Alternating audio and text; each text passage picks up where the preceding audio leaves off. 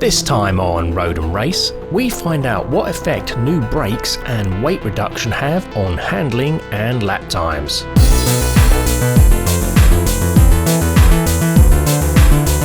Welcome to another episode of Road and Race. Gary, why are we here? Right, obviously the last video, or the last two videos, you saw that we changed the brakes, discs and pads, and we gave the car a good old stripping session, so a bit of a diet. So we're here to test what sort of effect that has on our lap times around the track. So first off, I went out to see just how the car now performs. Well, there's so much understeer. So much understeer. Whoa. Whoa. Whoa, these are terrible. If anything, these evergreens feel worse today. There is so much understeer. It feels like the back's going to come out. It could be because there's less weight holding the back down that this car feels a lot more oversteery. I don't know. Just having had time to go out and get a few laps in the car. The pads have really bedded in now and they're working really well. And this is not a good test for the brakes here, this chicane. Oh, nice. Anti-lock kicked in. Done about 5 laps now. Doesn't seem any fade in them yet. We'll see later as the day progresses. Now, how does that car handle now that we've got less weight? Now, I don't know if it's the tyres, but this car feels like it's on ice. It is so slippy. I'm not sure if that's because we've taken a little weight out the back, but there does seem to be a lot of, it does feel like the back's going to kind of step out on you a little bit. I think maybe because the brakes work now, we're able to push a lot harder, and it's really showing up the problems of the tyres. These evergreens just can't cope. It's really actually a bit dangerous because now there's no confidence that you actually can go around the corner. You can stop, but you can't be sure that when you turn in, it's going to go the way you want. So if you remember last time we were here, Gary put down a lap with his concentrating face on. It was a 133. 133. So now, if you don't mind, we'll send you out and see now that we've got better brakes and less weight to carry. Can you beat that time? We shall see. Who knows? Do you have any predictions? What do you think? Do you think you'll be able to get much off it, or is it going to be pretty negligible? So I think it's going to be quite negligible. There's only so much you can do with these tyres, that's the issue. I think the tyres are the limiting factor. Better brakes, maybe, but I honestly don't have a clue. Okay. To be perfectly honest. Let's cut to the montage. I'll try and talk this time. And here we go. The car feels quick under acceleration, it did anyway, but I do think it feels a bit quicker now with the shedded weight. Let's nurse it round this corner because it likes to understeer. Oh god, these tyres. The sooner these tyres go, the better. Start to increase the pace now. Brakes are feeling good, they are feeling good. They are actually, there's still more to give. So I can be a bit more confident on the brakes as we go on through the laps. The back does like to come round a little bit now. Now there's no weight in there. Just feather the throttle around this bend and accelerate out. Oh, understeer, central. Oh. Not helped by the body roll on the suspension. We're now officially being held up. It's a 1.8 turbo, but we've got the legs on him. But he doesn't have the chassis like we do. He's not moving over. He's officially holding us up. He's officially holding us up, guys. This is hurting my time. Will he get out of the way here? Will he get out of the way? Will he do the decent thing? Nope, he won't. Not only is he holding me up, he's holding the Caterham up behind as well. What a pillock. He just won't move out the way. He's ruined my lap times. He's an absolute idiot. Come on, let me past.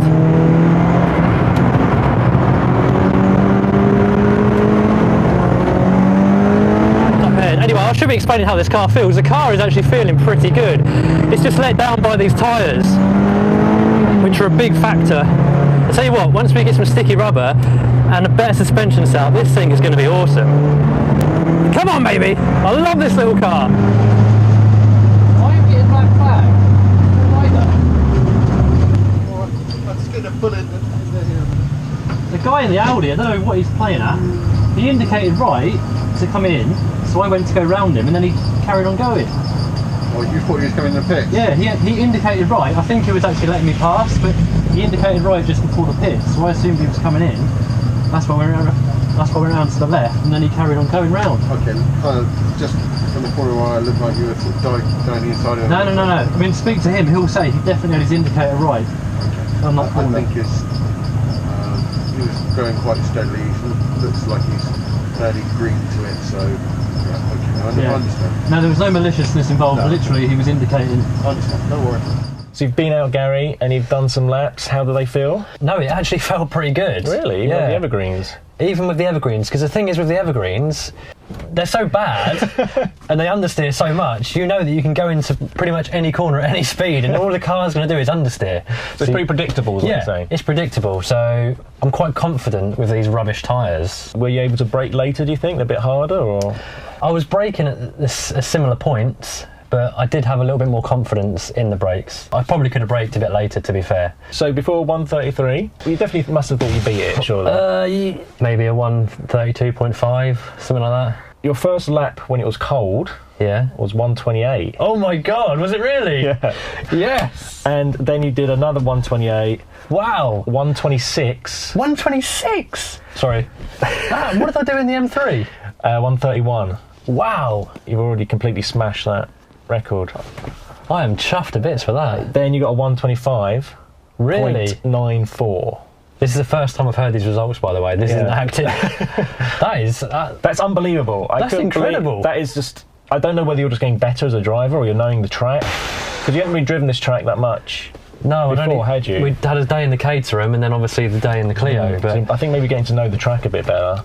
But I mean, those times, I can't explain if it's just the brakes and the lightness, because it's only 40 kilos lighter. It's not like, that's like 3% lighter. To me, it feels quicker. I don't know if it's just me, imagining it because I know there's less weight in the car. That is insanely quick. Yeah. And like, if it was just like a one-off, then maybe I made a mistake. But it was like 28, 28, 26, 25, 25. I'm well impressed with that. I'm really jealous now because I'm never going to be able to go as fast as that. So next up, we have managed to purchase some 16-inch OZ Super Turismo off a fellow Clio Sport member. And what are they wrapped in? Yokohama Advan AD08 tyres. These are your kind of classic track day semi-slick road legal tyres. Not much tread on though, to be fair. No, second hand. Now we've obviously driven this car with the evergreens on again. Maybe we should stick these Super Ts on with the sort of worn tyres and see how it feels. Yeah. But then disaster struck. We noticed a lot of gunk on the drive shaft. On closer inspection, there doesn't seem to be much clearance, and it looks like this metal bit has caught the rubber CV boot and split it, causing the grease to spill out. So whilst we really wanted to try out the new tyres, we worried that without this lubrication we would damage the drive shaft. So we decided to call it a day. Okay, right, so that's the session over. Obviously we need to talk about future things, future plans for the car. I'll list them off. Repair exhaust, repair CV boot, replace the rear hard lines, and if we get time, we might get some lowering springs and see if we can lower the car. Sound good? Sounds good to me. Excellent. 2 days next week, see how much we can get done. Yeah. We've had this car for a long time now, Gary, and we've not actually given it a name. Do you remember that advert in the 90s, that Clio advert, where it was Nicole and Papa. Yeah. Papa? Nicole? Nicole. Was it the Vavavoom one? Was it Vavavoom? No, that was Thierry Henry, wasn't it? Was that Thierry Henry? Yeah. Oh yeah, but I remember the Nicole one, so I think we should call her Nicole. That sounds perfect.